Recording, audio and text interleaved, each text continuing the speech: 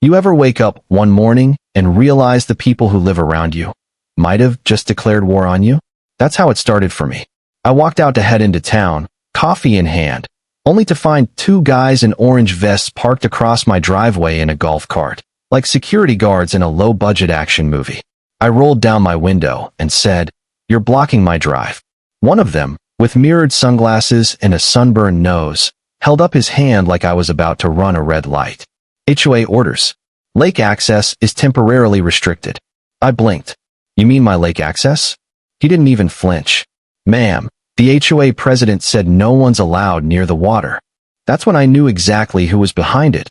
Gloria Renwick, president of the Willow Creek Homeowners Association, self-appointed sheriff of suburbia, and proud enforcer of rules no one actually agreed to.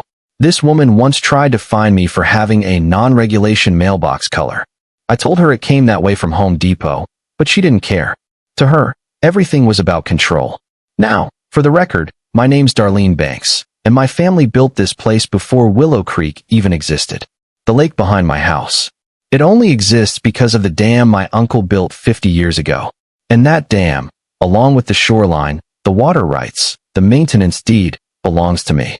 So, when Gloria's security tried to tell me I couldn't walk down to my dock, I just smiled and said, "Tell Gloria to check her property lines, and maybe her attitude while she's at it."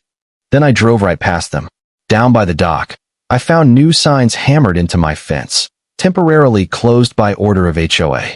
That's when Gloria herself came strutting down the gravel path in her powder blue cardigan, clipboard in hand, and a fake smile that could peel paint.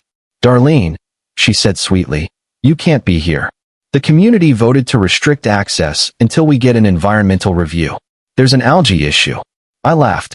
"Funny, I don't remember signing anything that gave you jurisdiction over my land." "Oh, don't be difficult," she snapped. "You're part of Willow Creek. The lake is a common area." I took a step closer. "No, Gloria. The lake is common. The dam, the thing that makes the lake possible, is mine. And if you want to keep playing queen of the cul-de-sac, I'll just drain it for maintenance and let everyone enjoy the mud." She froze, pen halfway to her clipboard. I could see the gears turning. Then she narrowed her eyes and said, "You're bluffing." "Try me," I said and walked away. I thought that would end it. But Gloria wasn't the kind of person who backed down. She was the kind who doubled down. The next morning, I found a chain and padlock across my boathouse gate, bright yellow and shiny like a challenge. That's when I called my cousin, Trina, a property rights attorney who could file an injunction before her first cup of coffee. She showed up by noon, took photos, and said, "They've overstepped. Way over. This is trespassing and unlawful seizure." By that evening, the sheriff himself showed up, looked at the lock, looked at my deed, and ordered it cut off. But Gloria wasn't done. She posted a violation notice on my front door, $500 for unauthorized water use. I stared at it and laughed so hard I nearly spilled my coffee. Trina didn't laugh, though. "She's getting desperate," she said. "And desperate people make mistakes." So we made our own move. We hosted a garage meeting. 30 neighbors showed up. Turns out, I wasn't the only one she'd gone after. One lady got fined for wind chimes. Another guy for parking in his own driveway. People were angry, and for the first time, they weren't angry at me. Word spread fast. The local news came out, filmed me standing by the lake with my old dam in the background. I held up my deed like a badge and said, "The HOA doesn't own this water. They just want to control it." That was the shot that broke her spell. A week later, a whistleblower, one of Gloria's security guards, handed us internal HOA memos saying, "Use any means necessary to restrict lake access until we gain control."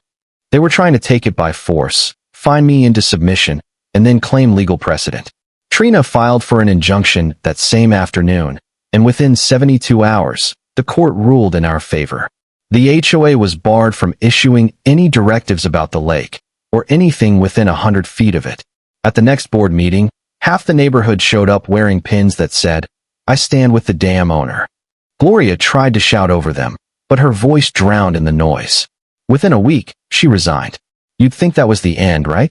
You'd think justice was served, the curtain dropped, credits rolled. But no.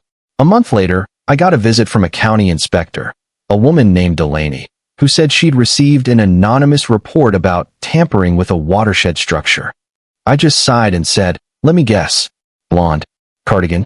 A clipboard fetish. She smirked. Sounds about right. We walked down to the dam, and she noticed something off. Pressure readings too high for the season. She ran a scanner and found a fresh bypass valve buried behind the tree line. Someone had literally tapped into the drainage system. If that valve opened during a storm, it would flood HOA property, and they could declare it unsafe, seize emergency control, maybe even force ownership through the county. This wasn't just pettiness anymore. It was sabotage. We called Trina. She brought in an engineer and a county hydrologist. Within hours, they confirmed it.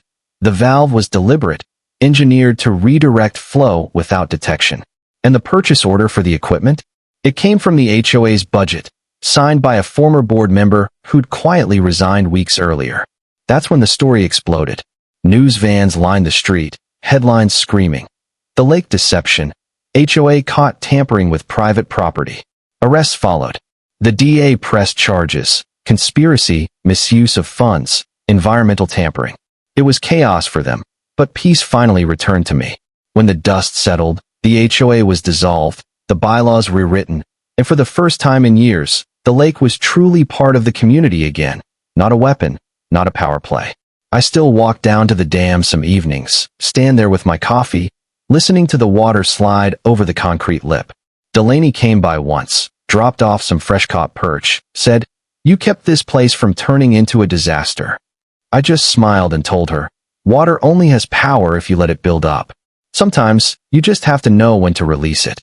People still stop by, ask me how it all started. I tell them it began with a chain across a gate, but really, it started when someone mistook community for control. So what do you think? Was I right to fight back, or should I have just let the HOA have their way? Let me know in the comments below, because I'm curious how you'd handle a neighbor who thinks they own the world.